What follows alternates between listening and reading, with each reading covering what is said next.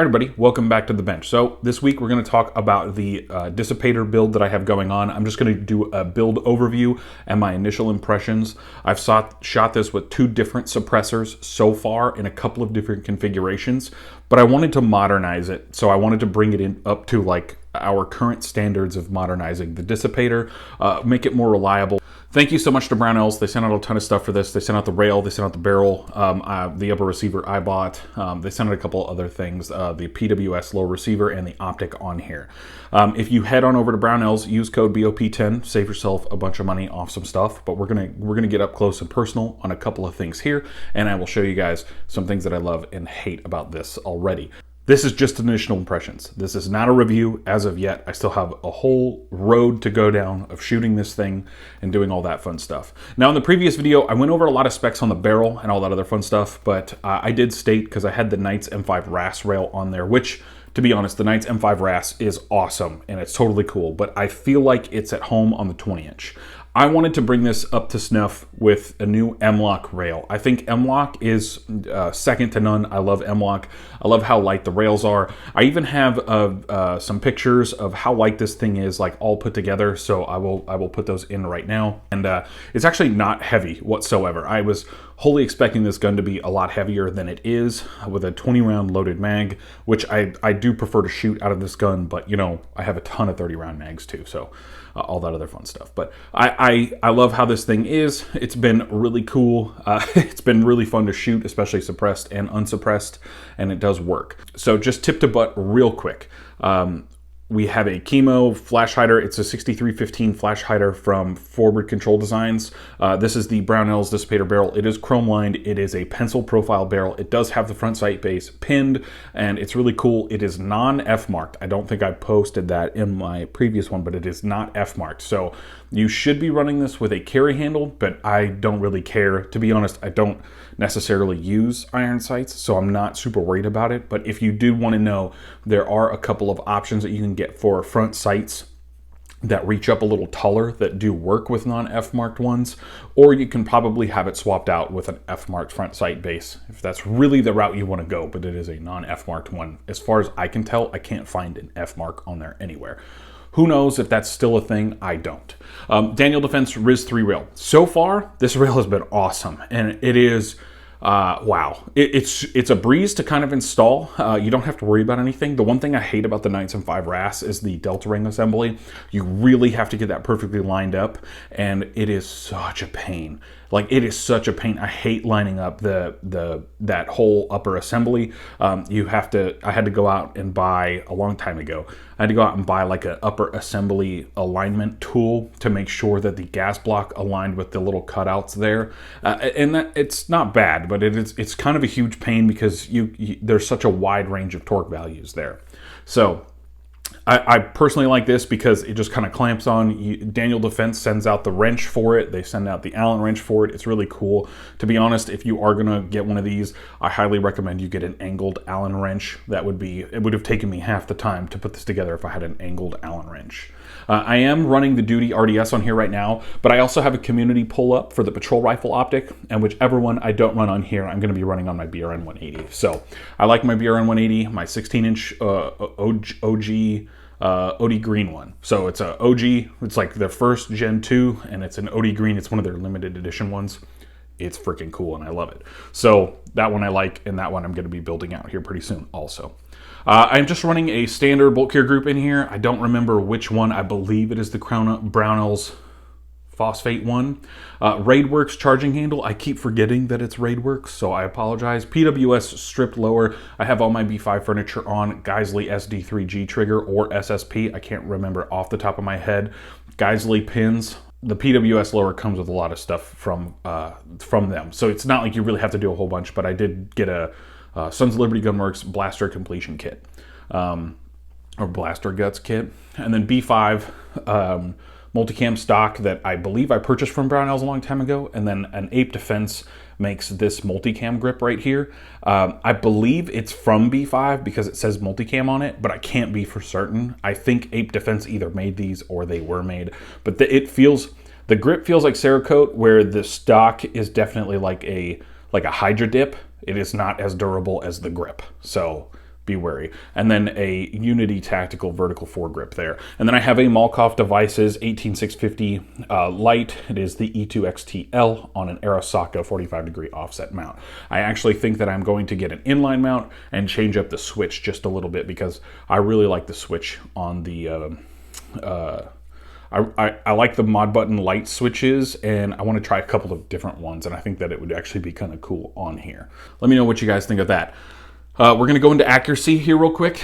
That I have over here, so let me grab that, and we're going to talk about the initial accuracy. This is suppressed. It is shot at 100 yards with a 4:16 power scope, and it was kind of rainy and a little bit drizzly. So you should have seen some of those videos already playing, especially when I was doing the accuracy testing. I tested a bunch of different loads, and we'll talk about that right now because I absolutely love how accurate this gun was, especially when I was kind of getting the barrel a little warm. I wasn't going like ham and just like dumping mags, but you guys can see these are 10-round groups with multiple different loads, just factory loads, stuff that you can expect out of this.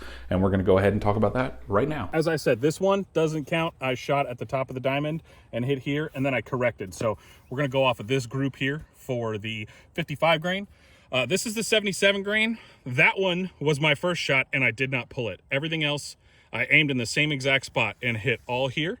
So we're going to include that in our initial group, and then we'll go with this here. But this one also looks kind of like a flyer. This is the 69 grain, I believe. We'll see. You guys know better than me. And this one shot pretty big. We're going to take this to the bench, and we're definitely going to measure all these groups. This one, I believe, was the last one we shot, the 73 grain, kind of big. Again, I don't know why it shot so far over here. And then this is that 70 grain. This shit is always so big. I think this is probably, I want to say close to a 5-inch group, probably a 4-inch group. I don't know. I'm not good with inches. You can ask my wife. So there we go, and we'll take this down to the group, or take this down to the bench, and we'll mark it. I'm going to mark it all out on the bench of what these were, and then you guys will see when we go back to the physical bench, and we'll go from there. All right. So as we can see here, I wrote "do not count." So I originally aimed here and shot here, and I did not see this through my scope, and I thought that I completely missed. I aimed down here, and that's where I start hitting. I think I aimed like right here. I went down to right here, and this is my 9-shot group. This is AAC 55 grain black tip.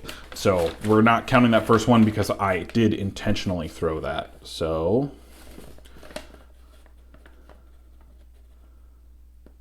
we have a 1.63 inch group. That's 55 grain. Again, this is a 1-in-8 twist chrome lined barrel. Now this one I did not throw. All these felt like really good trigger pulls. Again, this is 77 grain Black Hills 5.56.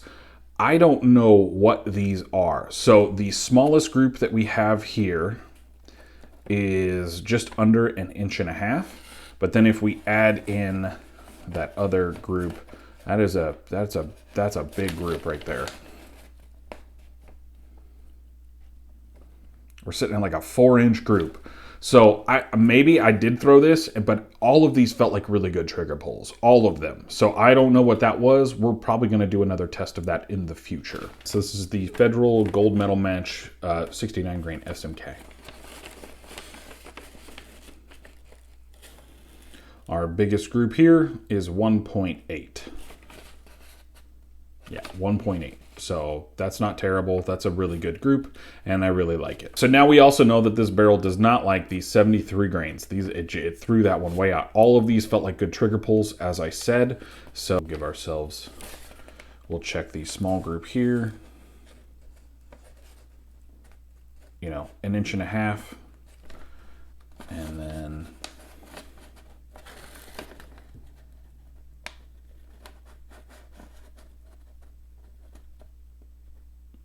three and a half inches for the big group there. All right, so this is some AAC Barnes 70 grain, or Barnes, I think it's Barnes 70 grain TSX. I believe Barnes makes the TSX. It's not a bad round, but I've never had any luck with it. And as you can see, this is a lot of vertical stringing. I made sure that the bag wasn't touching the barrel in any manner, way, shape, or form. I even had my camera guy, and as you guys can see in the videos that I did have playing in the background earlier, everything was fine. So this is a 3.79 inch group. It really appears that this barrel prefers lighter grain rounds, which is totally fine, and it can do that. So I'm going to get some different lightweight ammos, like some 45 grain stuff, some 50 grain stuff. I'm going to test some of that. And then when I wear this barrel in just a little bit more, because it might not be worn in, because I think I've only got 300 rounds on it, it doesn't have it. Like, I put a combat load through it when I first got it, so 210 rounds. I didn't run any steel case ammo through it because I don't have any, because that stuff's hard to find. I did do my accuracy testing under 300 rounds. We're going to get it over 1,000 rounds, and then I'm going to accuracy test it again and see if the barrel's kind of settled in. Now, there's a couple of things I don't do when it comes to new barrels, and I just want to be upfront and honest. I don't do any real cleaning. I will put some I will put some gun scrubber down the barrel, and I will run my bore snake down there, and that's about it. That's about as much cleaning as I do. The upper receiver and the bolt carrier group do need to be cleaned, but it's not terrible. It has run the initial 300 rounds mostly suppressed. I want to say just a majority by barely a little bit. It's probably 52% of the rounds probably have been run suppressed, some unsuppressed. I am running it with a Voltor A5 buffer system in it, but I'm using the standard A5-2 and a green spring. I'm not using the Geisley spring, and I'm not using the SOB in this. The SOB and the Geisley are specifically now for my other build, that my 20-inch one. So it just is what it is. But let me know if you guys have any other questions. What do you guys want to know about the Dissipator build and why I'm modernizing it? Just post them down below. I do want to give this more of a community type thing. I'm going to review the RIS 3 rail here pretty soon, so you guys will get a video about that. I absolutely love the RIS 3 rail. I think it's probably one of the best rails so far, especially for how it is and how it's felt. But I really need to get out there and start shooting with it some more, because on the last couple of videos I've been running the M5 RAS, which you guys see, but I haven't really been able to kind of like run and gun with it. So we're going to get out, we're going to run and gun with it, and I'm going to tell you guys what I think. I'm going to probably put another 2 to 3 combat loads through this. So thank you so much to Brownells. Head on over to the Reddit community. I will have a whole bunch of links for all this stuff over there. I will have all the links for the Reddit community and our podcast down below. Thank you guys so much for tuning in. As always, I hope you guys have a great day. And I'm sorry this video is late. I know it's late. I was supposed to have it up at 8 o'clock this morning, and I didn't. So there you go. As always, I hope you guys have a good one. Be a hoodlum.